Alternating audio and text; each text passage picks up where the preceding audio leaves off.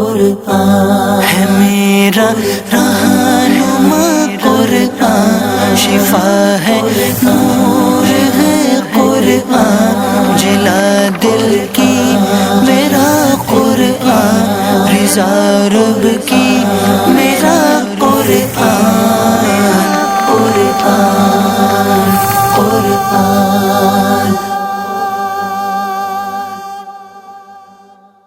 الحمدللہ رب العالمین والصلاة والسلام علی سید المرسلین، اما بعد فاعوذ باللہ من الشیطان الرجیم، بسم اللہ الرحمن الرحیم۔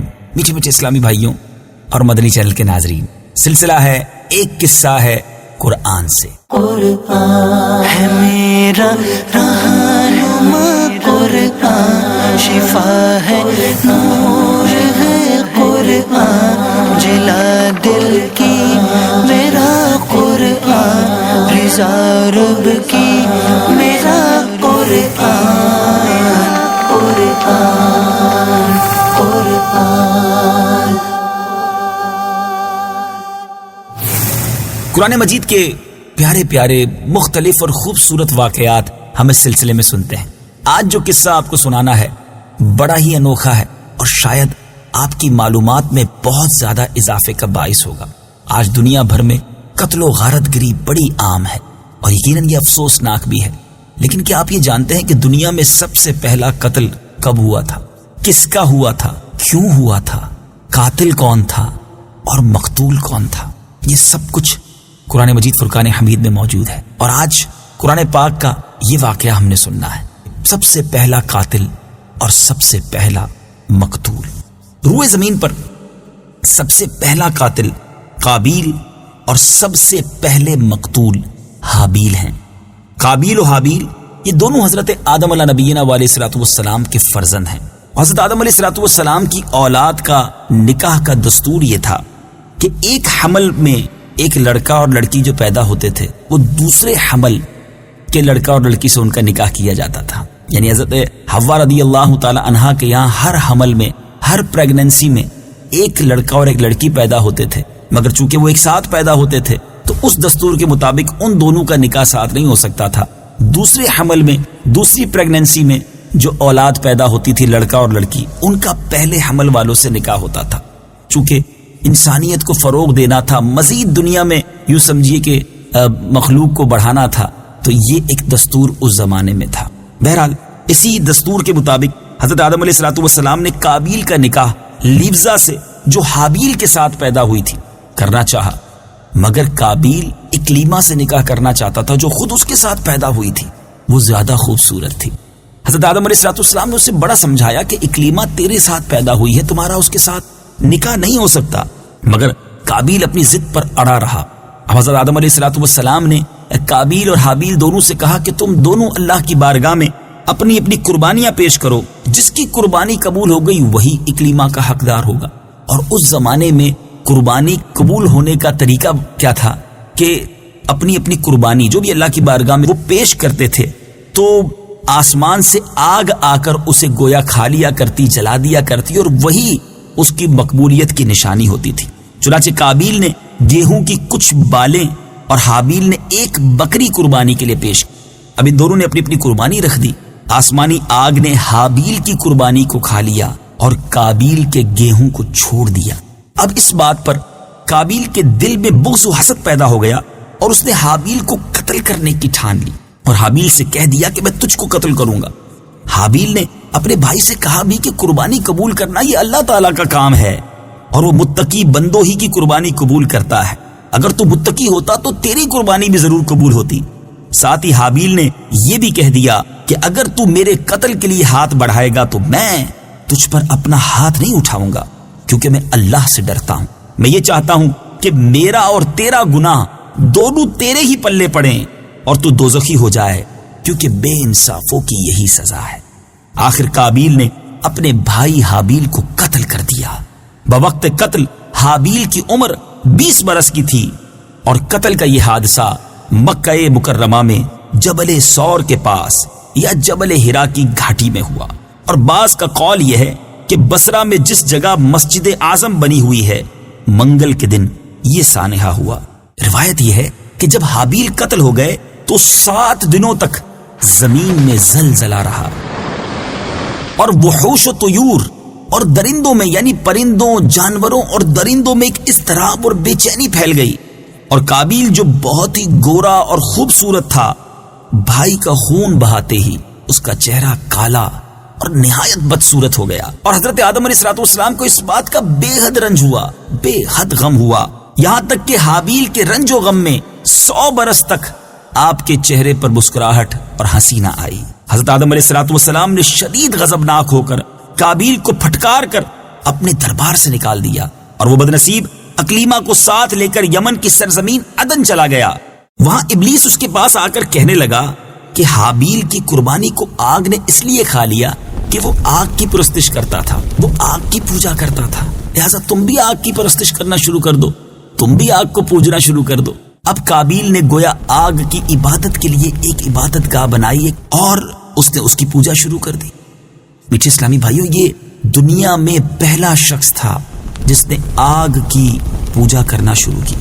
یہ روئے زمین پر پہلا شخص تھا جس نے اللہ تعالیٰ کی نافرمانی اور سب سے پہلے زمین پر خون ناحق کیا، اور یہ پہلا وہ مجرم ہے جو جہنم میں سب سے پہلے ڈالا جائے گا۔ حدیث پاک میں آتا ہے کہ روئے زمین پر قیامت تک جو بھی خون ناحق ہوگا قابیل اس میں حصہ دار ہوگا، کیونکہ اسی نے سب سے پہلے قتل کا دستور نکالا۔ اور قابیل کا انجام یہ ہوا کہ اس کے ایک لڑکے نے جو کہ ایک اندھا تھا، اس نے پتھر مار کر قتل کر دیا، اور یہ بدبخت نبی زادہ ہونے کے باوجود آگ کی پرستش کرتے ہوئے کفر و شرک کی حالت میں اپنے ہی لڑکے کے ہاتھوں مارا گیا۔ حابیل کے قتل ہو جانے کے 5 برس بعد حضرت شیس علیہ السلام پیدا ہوئے، جبکہ حضرت آدم علیہ السلام کی عمر 130 برس ہو چکی تھی۔ آپ نے اپنے اس ہونہار فرزند کا نام شیس رکھا۔ یہ سریانی زبان کا لفظ ہے اور عربی میں اس کے معنی ہیں ہبت اللہ، یعنی اللہ کا عطیہ ہے۔ حضرت آدم علیہ السلام نے 50 صحیفے جو آپ پر نازل ہوئے تھے، ان سب کی حضرت شیس علیہ السلام کو تعلیم دی اور ان کو اپنا خلیفہ اور جانشین مقرر کیا، اور ان کی نسل میں خیر و برکت ہونے کی دعائیں مانگی۔ ہمارے پیارے آقا مدینے والے مصطفیٰ صلی اللہ تعالی علیہ وآلہ وسلم حضرت شیس علیہ السلام ہی کی اولاد میں سے ہیں۔ میٹھے میٹھے اسلامی بھائیوں، یہ واقعہ جس میں دنیا کے سب سے پہلے قتل، سب سے پہلے قاتل، سب سے پہلے مقتول، سب سے پہلے مجرم کا تذکرہ قرآن مجید میں کہاں اور کیسے واقع ہے، آئیے سنتے ہیں۔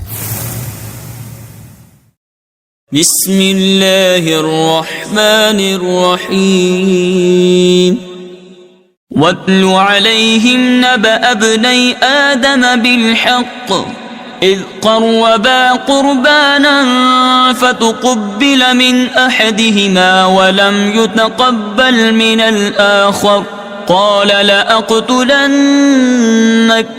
قَالَ إِنَّمَا يَتَقَبَّلُ اللَّهُ مِنَ الْمُتَّقِينَ۔ ترجمہ: اور اے حبیب انہیں آدم کے 2 بیٹوں کی سچی خبر پڑھ کر سناؤ۔ جب دونوں نے ایک ایک قربانی پیش کی تو ان میں سے ایک کی طرف سے قبول کر لی گئی اور دوسرے کی طرف سے قبول نہ کی گئی، تو وہ دوسرا بولا میں ضرور تجھے قتل کر دوں گا۔ پہلے نے کہا اللہ صرف ڈرنے والوں سے قبول فرماتا ہے۔ لئن بسطت إلي يدك لتقتلني ما أنا بباسط يدي إليك لأقتلك إني أخاف الله رب العالمين۔ ترجمہ: بے شک اگر تو مجھے قتل کرنے کے لیے میری طرف اپنا ہاتھ بڑھائے گا تو میں تجھے قتل کرنے کے لیے اپنا ہاتھ تیری طرف نہیں بڑھاؤں گا۔ میں اللہ سے ڈرتا ہوں جو سارے جہانوں کا مالک ہے۔ انی اريد ان تبوء بإثمي وإثمك فتكون من اصحاب النار وذلك جزاء الظالمين۔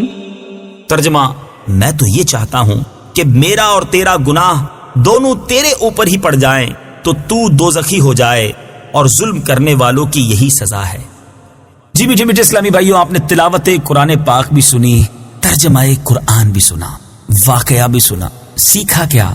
آئیے کچھ عبرت کے مدنی پھول چنتے ہیں، آپ کی طرف بڑھاتا ہوں، اپنے دل کے مدنی گلدستے میں سجاتے جائیے۔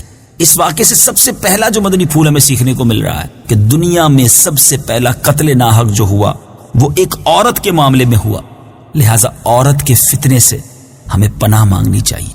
آج کل جو لوگ ایسے عشق کے اور فسق کے معاملات میں مبتلا ہو جاتے ہیں جس میں بے حیائی کا دور دورہ ہوتا ہے، اور اسی وجہ سے نہ جانے کتنے گھر برباد ہو جاتے ہیں اور کتنے لوگ دنیا سے چلے جاتے ہیں۔ ہم سب کو اللہ تعالی حیا کی چادر عطا فرمائے اور بے پردگی اور بے حیائی کے معاملات سے بچنا نصیب فرمائے۔ قابیل نے جذبہ حسد میں گرفتار ہو کر اپنے بھائی کو قتل کیا۔ اس سے معلوم ہوا کہ حسد کیسی خطرناک اور کتنی گہری قلبی بیماری ہے۔ اسی لیے قرآن مجید میں وَمِن شَرِّ حَاسِدٍ إِذَا حَسَدَ فرما کر حکم دیا گیا کہ حاسد کی حسد سے خدا کی پناہ مانگتے رہو، لہٰذا کسی سے حسد نہ کیجیے۔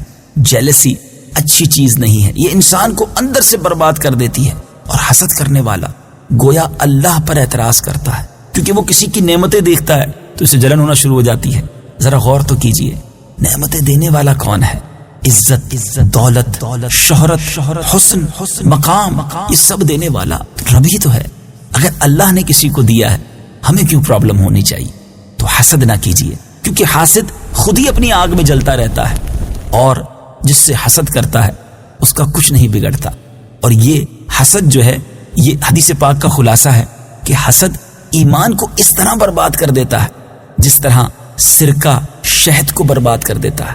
اللہ مجھے بھی اور آپ کو بھی حسد کی بیماری سے محفوظ فرمائے۔ سب کا بھلا سوچتے رہیے۔ بزرگ بڑی پیاری بات کہا کرتے تھے، سب کا بھلا، سب کی خیر، سب کے بھلے میں اپنی خیر۔ تیسری بات جو اس واقعے سے سیکھنے کو ملی کہ خون ناحق کتنا بڑا جرم عظیم ہے، کہ اس جرم کی وجہ سے ایک نبی علیہ الصلوۃ والسلام کا فرزند اپنے باپ حضرت آدم علیہ الصلوۃ والسلام کے دربار سے راندائے درگاہ ہو کر، یعنی مردود ہو کر، کفر و شرک میں مبتلا ہو کر مر گیا، اور قیامت تک ہونے والے ہر خون ناحق کا ذمہ دار، ہر خون ناحق کا حصہ دار بن کر عذاب جہنم میں گرفتار ہوگا۔ ایک اور بات یہ سیکھنے کو ملی کہ جو شخص برا طریقہ ایجاد کرتا ہے، قیامت تک اس برے طریقے کے ایجاد کرنے کی وجہ سے جو اس پر عمل کرتا رہے، اس ایجاد کرنے والے کو، اس انیشیٹو لینے والے کو، اس برے کام کی ابتدا کرنے والے کو یہ عذاب اور یہ گناہ دیا جاتا رہے گا، وہ برابر کا شریک اور حصہ دار بنے گا۔ ہم اپنے رب سے دعا کرتے ہیں، یا اللہ ہمیں نیک، صالح، ماں باپ کا ہاتھ پکڑ کر جنت میں لے جانے والی اولاد عطا فرما۔ ہم میں سے جو صاحب اولاد ہیں، ہم اللہ کی بارگاہ میں دعا کرتے ہیں، اللہ ہماری اولادوں کو ہماری مغفرت کا ذریعہ بنا، ہمارے لیے ثواب جاریہ کا باعث بنا۔ اور ہم میں سے جو بے اولاد ہیں، ہم اللہ سے دعا کرتے ہیں، اے رب کریم تمام بے اولاد مسلمانوں نیک، صالح اور ثواب جاریہ بننے والی اولاد عطا فرما، آمین بجاہ النبی الامین صلی اللہ تعالی علیہ وسلم۔ مدنی چینل دیکھتے رہیے، سلسلہ جاری ہے۔ اگلے سلسلے میں ایک اور قرآنی واقعہ ہوگا، ایک اور قصہ ہوگا، اور انشاءاللہ اس کے ذریعے اور قرآن پاک کے فیضان کو حاصل کریں گے۔ صلو علی الحبیب صلی اللہ تعالی علی محمد صلی اللہ علیہ وسلم۔ قرآن ہے میرا رہنما، قرآن شفا ہے، نور ہے قرآن، جلا دل کی میرا قرآن، رضا رب کی میرا قرآن، قرآن، قرآن۔